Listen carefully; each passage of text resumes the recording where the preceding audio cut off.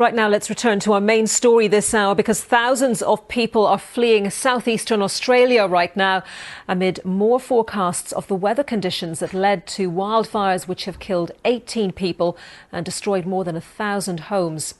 Of the many dramatic images of the Australian bushfires, this one is on several newspaper front pages today. This photo, taken in the town of Lake Conjola in New South Wales, shows a kangaroo leaping past a burning house.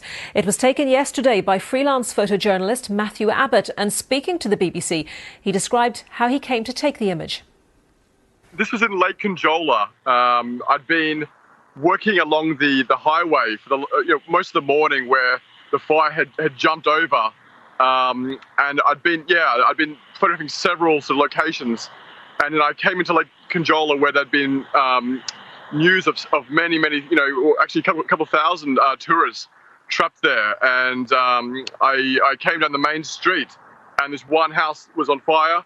There was lots of neighbours trying to put the house out, trying to remove garbage bins that were melting and trying to protect their own properties with hoses.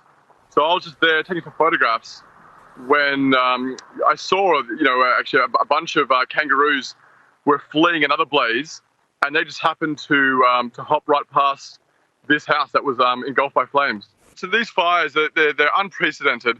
They are moving into areas that we haven't seen them before.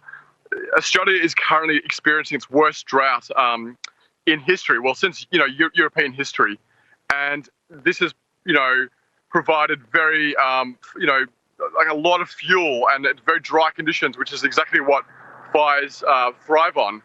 So for the last 6 weeks I've been photographing fires all over the state, and they've sort of been moving slowly further east, towards the coastline, and it just so happened that a lot of these fires actually reach these coastal areas in the busiest week of the year.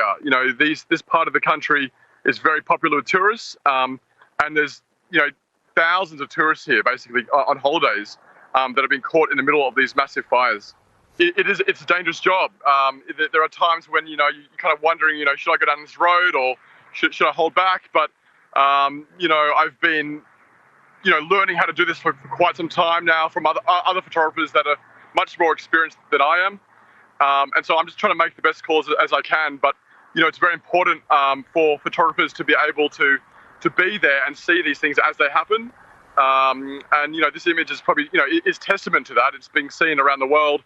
And it gives an idea of just how serious this current crisis is for Australians. These fires, they sort of create their own weather systems. So, you can expect the fires coming from one side, and then they start doing what's called spot fires, and the next minute, the area that you're in can be burning from all different angles. It's incredibly windy. There's embers flying through the air. It's so smoky you can hardly see. In some points, you can't really drive. It's very dangerous to drive sometimes. So yeah, it's a precarious working environment. And it's very dangerous, for these tourists that are trapped in these parts. As far as I'm aware, there are still many areas where tourists are trapped. They're not able to leave, and that's because there's these several trees have fallen over the road. There are power lines that are down, and it's going to take days potentially to reach some of these people. The town of Malakuta in Victoria has Navy ships that are actually deploying to pick up some of these stranded tourists.